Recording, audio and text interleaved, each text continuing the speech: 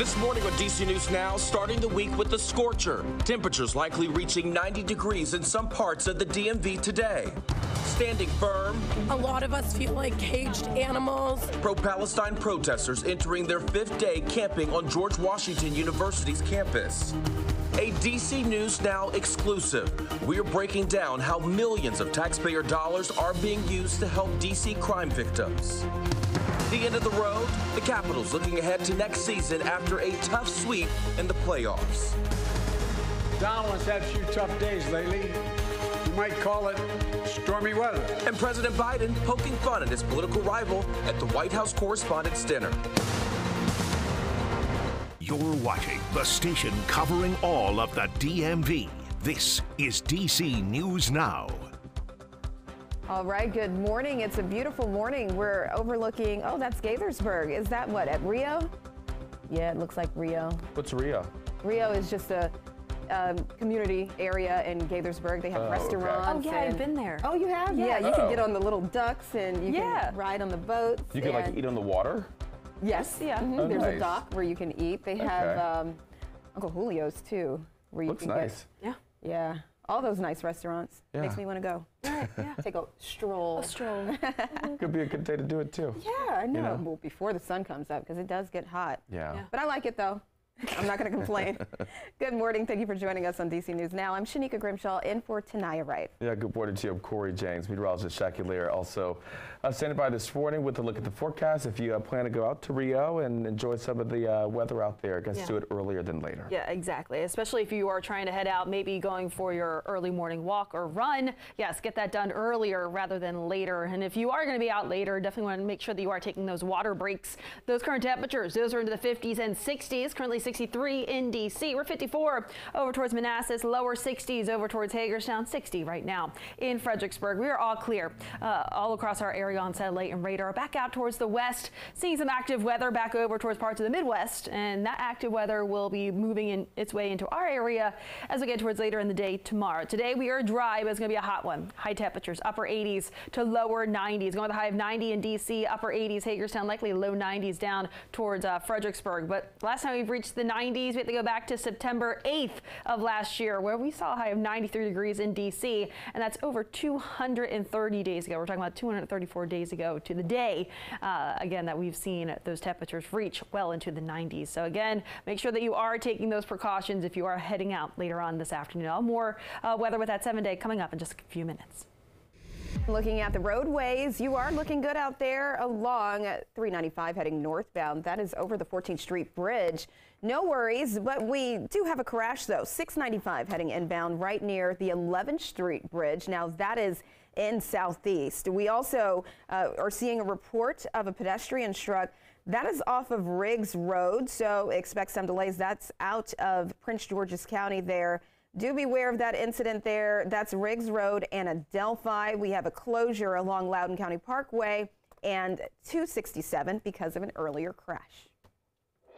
Happening now, protesters waking up after camping on George Washington University for a 5th day of demonstrations. Yeah, they have been camped out without running water or electricity. We have DC News Now's Liberty Zabala. She's live right now with how long the protesters can last as scorching temperatures are expected to move in today. Good morning.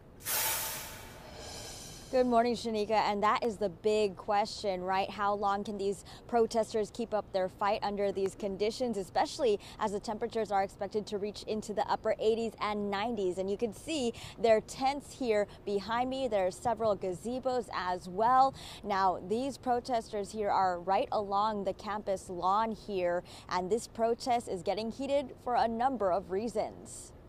Protesters at GWU and American University are sleeping in tents on campus, calling for a free Palestine. They have shut down H Street between 20th and 21st Streets Northwest. But those who stay in tents on the university campus cannot come and go. Officials have placed control fences in front of the encampment. Protesters who leave the fenced-off area will not be allowed to re-enter. The university has promised to push students off campus grounds, but but have not acted on it yet. Protesters and pro-Israel supporters have had heated exchanges at the site, and the heat will turn up even more for the protesters as the hottest day of the year is expected to hit the DMV today. A lot of us feel like caged animals. We can't even use the bathroom. We don't have running water. We're having to go to the bathroom in a bucket.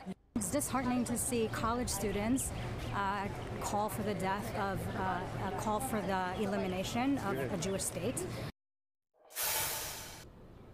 And back out here live, you can see this gazebo here with tables set up by people who have donated from supporters and nonprofit groups, supplies such as toilet paper, water, food, even a generator for the protesters out here to keep up their fight. Meanwhile, GWU did say that so far 7 protesters have been suspended for taking part in these demonstrations. For now, live here in Northwest D.C., Liberty Zabala, D.C. News Now.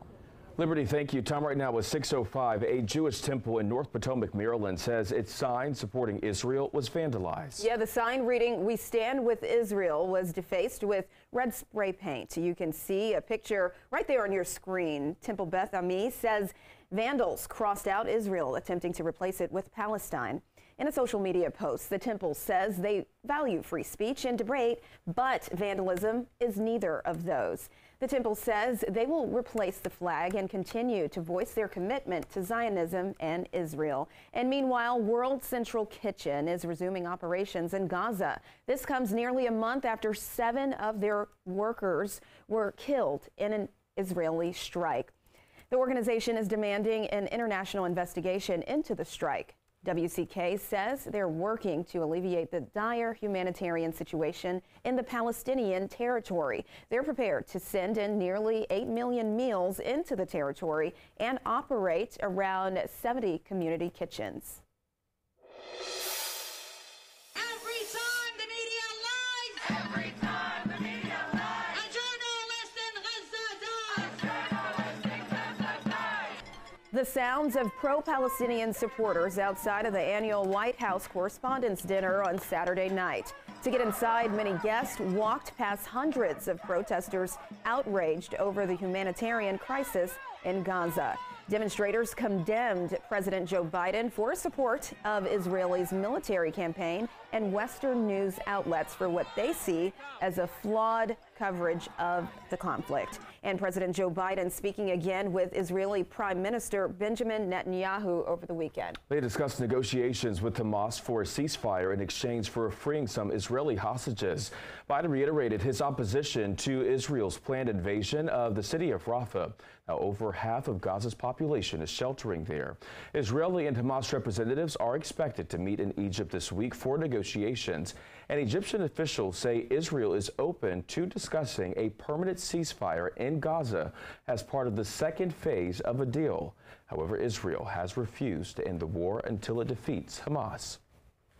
And Secretary of State Antony Blinken is in the Middle East this week. It is his 7th trip since October 7th. Blinken is meeting with officials in Saudi Arabia, Jordan, and Israel. His trip will focus on ceasefire talks, humanitarian aid for Gaza, and the future of diplomatic relationships in the Middle East. In the district, D.C. police arrested a man in connection to the deadly stabbing outside of Audi Field Saturday night. Officials say it happened around 6:30 on T Street Southwest. Police say they found 41-year-old Marin Gross Jr. stabbed multiple times. He later died at the hospital, and 49-year-old Wally Shabazz is charged with second-degree murder while armed. Police say the victim and suspect knew each other. A man is in custody after being accused of shooting 6 people near a DuPont Circle nightclub Friday night. D.C. police say Renwell Mantock got into an argument inside Decades on Connecticut Avenue in Northwest. Investigators say after employees told Mantock to leave, he opened fire, injuring 4 men and 2 women who were standing outside. The shooting upsetting people nearby. I typically go to probably a couple times a month with friends, and seeing a place impacted like that, and just kind of seeing what's going around in the city and seeing that happen in a place I like going to, it's really unfortunate. Mantok is facing several charges and is expected to be in court next week. Decades is now awaiting a hearing before the district's Alcoholic Beverage Control Board. And officials say when it comes to those 6 victims, all are expected to be okay. In Prince George's County, the first weekend of an emergency youth curfew at National Harbor is over. Officers were staged near the harbor before the curfew went into effect, but didn't report any major issues. The emergency order was announced last Thursday after county leaders say about 800 young people were fighting, shoplifting, and being confrontational last weekend. They be out here going crazy, man. Last couple weeks, last month, last year, for real. It's about prevention, it's about education, it's about engagement long before we get to enforcement. Anyone 16 years old and younger are not allowed to be alone at National Harbor between 5 p.m. and 6 a.m. on weekends. Exceptions include those returning home from school, work, or an activity, and those attending senior prom at Gaylord National Resort. Teens and their parents get a warning for the first offense, but after, parents could be fined up to $250. And it's 6:10. The Caps are officially out of the NHL Stanley Cup playoffs. Yeah, the New York Rangers completed the series sweep last night. This now advances the team to the second round with a 4-2 victory over Washington. Now, there were just a handful of fans at a local bar and bars across the DMV to watch the game being played at Capital One Arena. It was a far cry, though, from a week ago when the series started with standing room only. The low turnout surprising some fans. There was a lot of people out throughout DC today with their Caps jerseys on, and I was one of them. So, where? I was down in Northwest area earlier. There was a lot of fans down there. There was a lot of guys. The Rangers now prepared to face either the Hurricanes or Islanders. Meantime, the Caps go into the offseason with questions about the future of winger TJ Oshie and other players as well.